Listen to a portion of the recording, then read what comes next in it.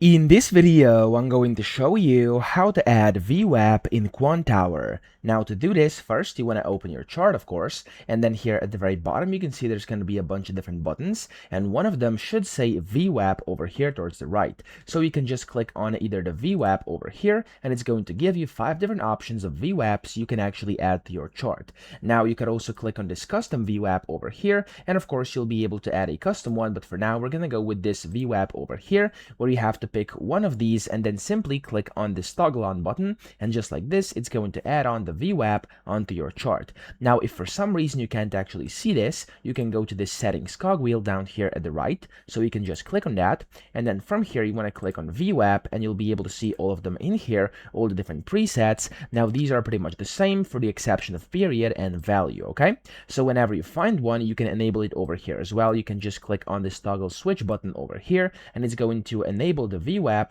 on your chart. So that's how to do this. I hope this video helped you out. If it did, please subscribe to the channel and help me out as well.